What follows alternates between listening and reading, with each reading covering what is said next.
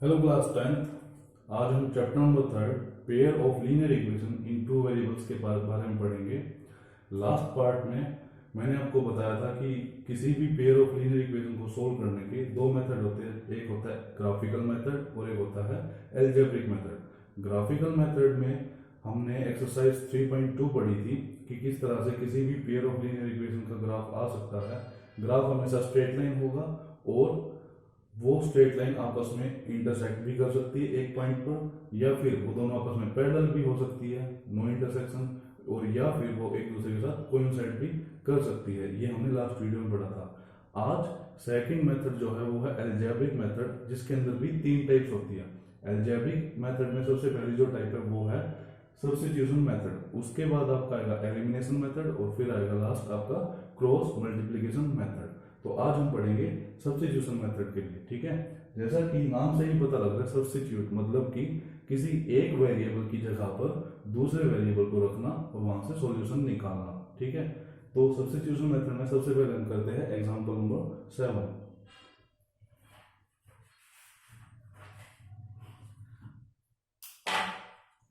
Example number 7 है आपका, उसमें आपको एक सिचुएशन गिवन है। आपको क्या कह रहा है कि solve the following pair of equations by substitution method, ठीक है। इक्वेशन गिवन आपको 7x minus 15y is equal to 2।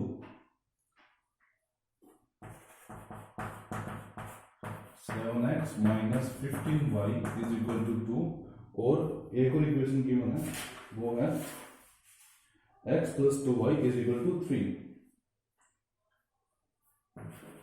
x plus 2y is equal to 3।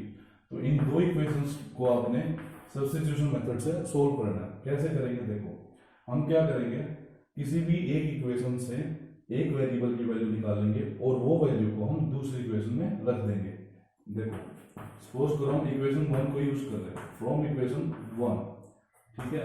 Equation 1 से हम क्या करेंगे, 7x is minus 15y is equal to 2 है ना, तो ये माइनस का 15y उधर जाकर क्या हो जाएगा, प्लस का 15y, और ये 7 जो मल्टीप्लाई में ये 2 प्लस 15y, ये 7 जो मल्टीप्लाई में डिवाइड में आएगा, तो यहां से ये x की वैल्यू आ गई आपकी, ठीक है। अब इस वैल्यू को आप इक्वेशन नंबर 2 में रखोगे, इसको इक्वेशन नंबर 3 मान लेते हैं। इक्वेशन नंबर 2 में लिखेंगे कैसे, substitute x in equation 2। Equation 2 में x रखेंगे तो क्या हो जाएगा, x की जगह पर ये आएगा 2 प्लस 15y डिवाइड में 7 प्लस में 2y इज इक्वल टू 3। अब यहां से एलसीएम आ जाएगा कितना, 7, तो कितना हो जाएगा 2 प्लस 15y प्लस में 14y इज इक्वल टू 21। अब ये कितना हो जाएगा देखो 29y, तो 2 प्लस में 29y इज इक्वल टू, ये प्लस का 27 इधर आएगा तो माइनस का 21 हो जाएगा, ठीक है, इज इक्वल टू में 0 और डिवाइड में 7 तो है। अब ये 7 जो डिवाइड में है उधर जाकर मल्टीप्लाई होगा तो वो भी 0 हो जाएगा, तो क्या बचेगा अब आपके पास 29y और ये कितना हो जाएगा माइनस का 19 इज इक्वल टू 0। यहां से 29y is equal two plus का 19 और y की वैल्यू क्या आएगी 19y में 29, ठीक है, क्योंकि ये मल्टीप्लाई में था तो डिवाइड में आ गया। अब इस y की वैल्यू को आप इन तीनों में से, ये तीन इक्वेशंस है ना, किसी में भी रख सकते हो, ठीक है। तो क्या लिखोगे, सब्स्टिट्यूट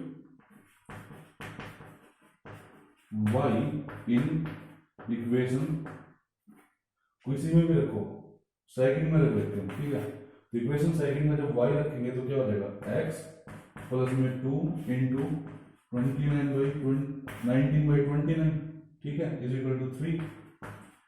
अब x प्लस में 38 डिवाइड में 29 इज इक्वल टू 3, ये प्लस का उधर जाकर माइनस का हो जाएगा, तो 3 माइनस 38 डिवाइड में 29, एलसीएम लेंगे कितना है 29 भी 3 से मल्टीप्लाई कितना हो जाएगा 87 माइनस 38। अब 87 में से 38 गया तो 49 डिवाइड में 29, तो यहां से x की वैल्यू कितनी आ गई 49 डिवाइड में 29, ये आपकी x की वैल्यू आ गई और y की वैल्यू यहाँ से आ गई। ये था सब्स्टिट्यूशन मेथड। ठीक है, हम अभी जो प्रॉब्लम्स आती है मेन स्टूडेंट्स को वो आती है कि स्टेटमेंट वाले क्वेश्चन में आपको स्टेटमेंट दे दी कोई, ठीक है, उसको अब सोल्व करो। तो स्टेटमेंट वाले क्वेश्चन में जो मेन जो प्रॉब्लम वो है लीनियर पेयर मिलने में। ठीक है, अगर आपको पेयर ऑफ इक्वेशन मिल जाएगा तो बाद में तो आप सोल्व कर सकते हो किसी भी मेथड से। अगर आपको मेंशन होगा ना कि इस पर्टिकुलर मेथड से सोल्व करो, ग्राफिकल, एलिमिनेशन, सब्स्टिट्यूशन या फिर क्रॉस मल्टीप्लिकेशन, फिर तो आपको वही मेथड यूज करना होगा। लेकिन अगर आपको मेंशन नहीं है तो आप कोई भी मेथड यूज कर सकते हो, आंसर हमेशा सेम आएगा। तो स्टेटमेंट वाले क्वेश्चन में मेन यही दिक्कत आती है कि हमको पेयर ऑफ इक्वेशन नहीं मिल पाता है, वो मिलने के बाद हम सोल्व कर सकते हैं। तो उसके लिए मैं आपको एक मेथड बताऊंगा, बिल्कुल इजी मेथड है, उस तरीके से आप करना। हम एक्सरसाइज 3.1 का क्वेश्चन नंबर 1 करते हैं, जो आपका एग्जाम्पल नंबर 8 भी है। ठीक है,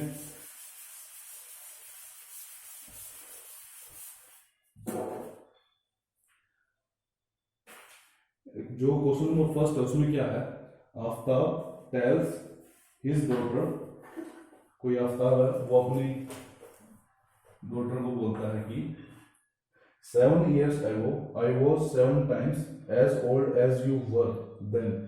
Also 3 years from now I shall be 3 times as old as you will be. ठीक है, represent this situation algebraically and graphically. इस क्वेश्चन में ग्राफिकली करना है बट हम उसको सब्स्टिट्यूशन मेथड से सोल्व करेंगे। तो देखो मेन इसका जो क्वेश्चन बनेगा वो ये बनेगा कि find the age, present age of Aftab and his daughter. तो मेन क्वेश्चन ये आपका कि आफ्ताब उसकी डॉटर की प्रेजेंट एज बताओ। ठीक है, लास्ट लाइन देखिए आपने कि क्या पूछ रहा है, जो पूछा है वही आप मांगोगे। ठीक है, क्या कि let the present age of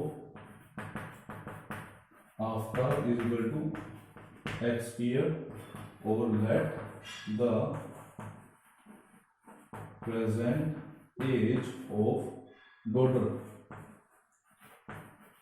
कितनी, y ईयर। ठीक है, कि हमने प्रेजेंट एज मान लिया, आफ्ताब x साल का है और उसकी डॉटर जो है वो y ईयर की है। अब क्वेश्चन के अकॉर्डिंग जो सिचुएशन दे रखी है वो आपको करना है अकॉर्डिंग टू द क्वेश्चन। क्या है कि 7 years ago I was 7 times as old as you were। ठीक है, तो 7 years ago ना, 7 years ago। अब देखो आज आफ्ताब अगर x साल का है, ठीक है, तो 7 साल पहले कितने साल का होगा, कम का होगा ना, कम के लिए हमेशा माइनस। तो 7 years ago आफ्ताब की एज कितनी हो जाएगी, x - 7। ठीक है, अब आफ्ताब भी कह रहा है कि मैं जितना भी था ना, जितनी भी एज थी मेरी, मैं जितनी तुम्हारी एज थी उसका कितना था, 7 टाइम्स। ठीक है, मतलब कि आज अगर वो y ईयर की है तो 7 साल पहले वो कितने साल की थी, y - 7 की, और वो जितने की भी थी ना उसका 7 टाइम्स था आफ्ताब।